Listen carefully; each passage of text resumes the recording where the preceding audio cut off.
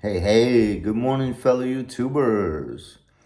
So it's just been a couple days now that I've been aware of this 2020 Harley-Davidson Softail Standard. And I love it because I'll never forget when I went out and bought a motorcycle magazine and they covered the new, at that time it hadn't come out yet, but it was going to be coming out in a few months, the Harley-Davidson Electric Glide Standard. So, just one paint job, no bells and whistles, not even like a back seat or pegs, no radio, almost no console amenities, no oh no, I think it still had cruise control though, because it is part of the touring package, I think.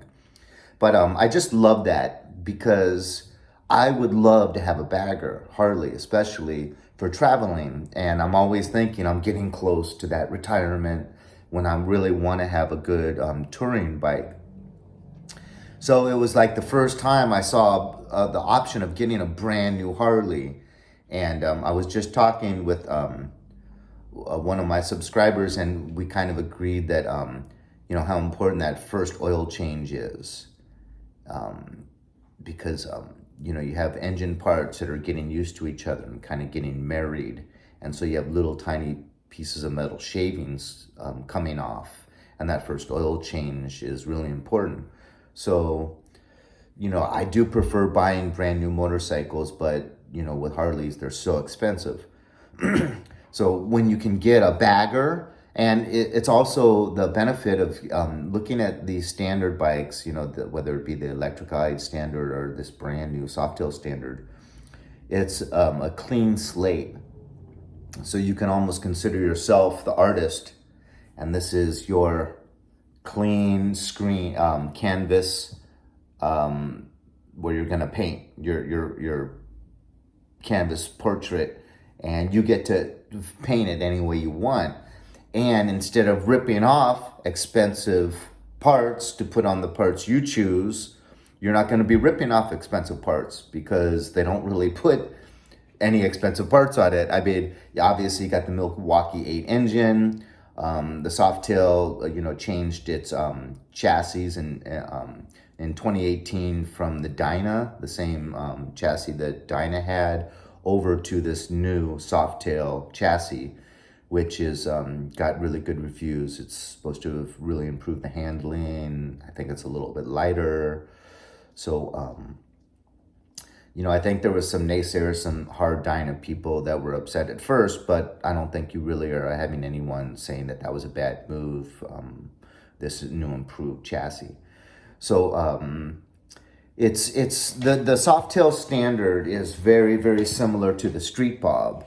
And the Street Bob was the most affordable full-sized Harley engine you could get stock. Other than, full-size, so I'm not talking about Sportsters. So, after the Harley Street and the Sportster, looking at full-sized Harley engines, the Street Bob was the cheapest. And the Softail Slim, I think, is shortly after that. But, just a little side note, in 2016, when I was online shopping for my Harley, the way that I came across the Softail Slim is that it was the cheapest. At that time, it was the cheapest above a Sportster. And the sticker price, the recommended sticker price, I'm pretty darn sure someone can fact check me on this, but it was $14,800 in 2016. So, but now this new Softail standard is gonna surpass the Street Bob as the cheapest full-size Harley engine available stock. And it's coming in the 13s, I think around 13.8. And so I just love that Harley's doing that. And you can get into a brand new full-sized Harley engine, Milwaukee 8, for 13. Once again, no back seat, no pegs for the back seat rider. Obviously no saddlebags, no windshield, no cruise control. But you know what? you get to then choose what kind of back seat if you're in the market, or what kind of pegs. And I really enjoy doing that on my Softail Slim.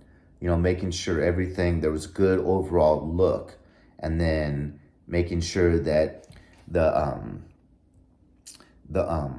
toe and heel appendages on the shifter match the back pegs. And then, replacing like the primary cover and the timing cover, and making sure that then matches like other little aspects of the motorcycle. So it's a lot of fun to do that. And I think it is great to go buy a Harley without any of the extras, so that you can have fun slowly choosing how to take it and how to create it, so to speak. So I think that's a great option that if I was in the market for a motorcycle, I would definitely be looking at that. I don't like the front forks. I love my 50s look with those fat forks, with that fat front tire. So, but I like the Street Bob. I like this new standard, Softail standard, and they're both Softails, by the way. And very, very similar bikes. So the new standard actually has the same seat, same back fender. The tanks even look kind of similar. And they said, the guy that test drove it in this video I watched was 5'11", and they said ergonomically it looked better for someone about 5'8". And I think what I saw of it, it had mid controls for your feet instead of forward controls. So it would be a better fitting bike for me than my Softail Slim, I think. I also really liked the ergonomics on the Heritage. Again, that's a Softail, but the 2020 Heritage has mid controls. And so far as traveling, I think that is a lot better for me.